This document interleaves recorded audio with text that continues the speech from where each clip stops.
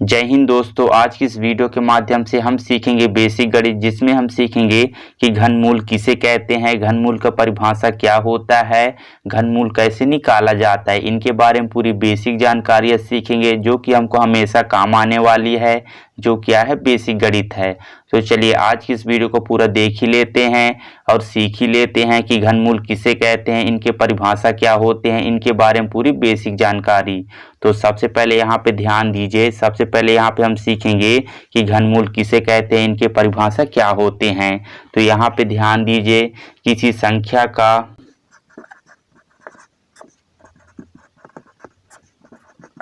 घनमूल वह संख्या है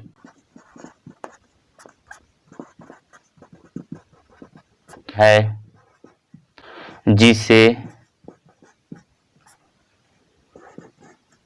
परस्पर 3 बार गुणा करने पर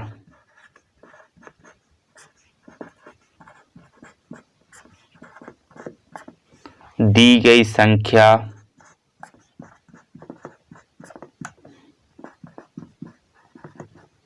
प्राप्त होती है,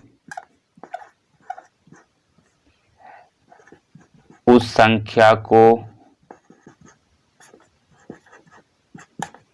घनमूल कहते हैं।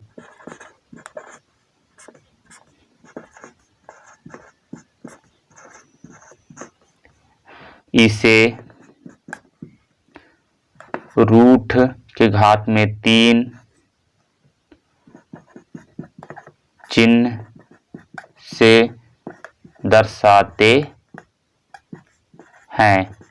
तो यहाँ पे हमको ध्यान देना है कि यहाँ पे घनमूल का परिभाषा क्या हो जाएगा। तो यहाँ पे ध्यान दीजिए, किसी संख्या का घनमूल वह संख्या है जिसे परस्पर 3 बार गुणा करने पर दी गई संख्या प्राप्त होती है, उस संख्या को घनमूल कहते हैं। तो यहाँ पे हमको ध्यान देना है कि घनमूल का परिभाषा क्या हो जाएगा।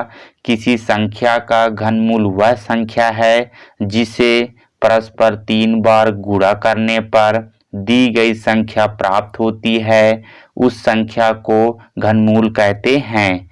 इसे अंडर रूट के घात में 3 चिन्ह से दर्शाते हैं। तो यहाँ पे हमको ध्यान देना है, जैसे कि यहाँ पे हम एग्जाम्पल देते हैं।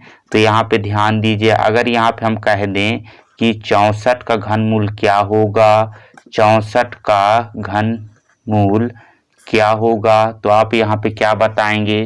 तो यहाँ पे परिभाषा क्या बोलता है, किसी संख्या का घनमूल वह संख्या है जिसे परस्पर 3 बार गुणा करने पर दी गई संख्या प्राप्त हो जाए, उस संख्या को घनमूल कहते हैं। मतलब कि यहाँ पे ध्यान दीजिए, यहाँ पे जो संख्या हमको दिया है, तो यहाँ पे हमको ऐसी कोई संख्या रखना है, 3 संख्या जिसको हम आपस में गुणा करें 3 बार।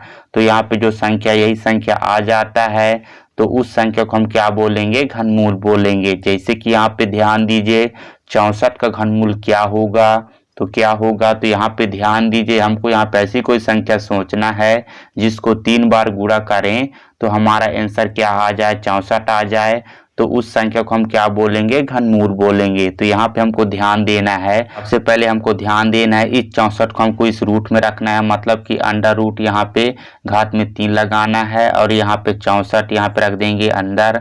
तो यहाँ पे हमको ध्यान देना है, 64 का घनमूल निकालना है। तो परिभाषा के अनुसार यहाँ पे हमको ध्यान देना है, यहाँ पे हमको ऐसी कोई 3 संख्या सोचना है जिसको 3 बार गुणा करें तो हमको यहाँ पे जो संख्या दिया है यही संख्या प्राप्त हो जाए, तो उस संख्या को हम क्या बोलेंगे, घनमूल बोलेंगे। तो यहाँ पे हमको ध्यान देना है, अगर यहाँ पे हम 4 गुणे 4 करते हैं तो यहाँ पे हम देखते हैं कि यहाँ पे क्या आ जाएगा। यहाँ पे हमको ध्यान देना, अब इनको गुणा कर लेंगे, 4 चौको 16, 16 चौको 64। तो यहाँ पे हम देखते हैं कि यहाँ पे हमने ऐसी कोई संख्या ले लिया है जिसको आपस में यहाँ पे 3 बार गुणा करते हैं, तो यहाँ पे जो संख्या दी है यही संख्या आ जाता है। तो यहाँ पे हम देखते हैं 4 चौको 16, 16 चौको 64, तो यहाँ पे 64 आ जाता है। मतलब कि यहाँ पे हमको ध्यान देना है, यहाँ पे हमने ऐसी कोई संख्या सोच लिया है जो कि क्या है, 64 आ जाता है 3 बार गुणा करने पर।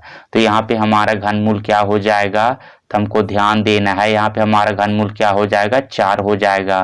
तो यहाँ पे हमारा घनमूल क्या हो जाएगा, 4 हो जाएगा। तो हमको ध्यान देना है 4 ऐसी संख्या है जिसको हम 3 बार गुणा करते हैं तो 64 ला देता है। तो हमको ध्यान देना है 64 का घनमूल क्या हो जाएगा, 4 हो जाएगा। तो ए हो गया।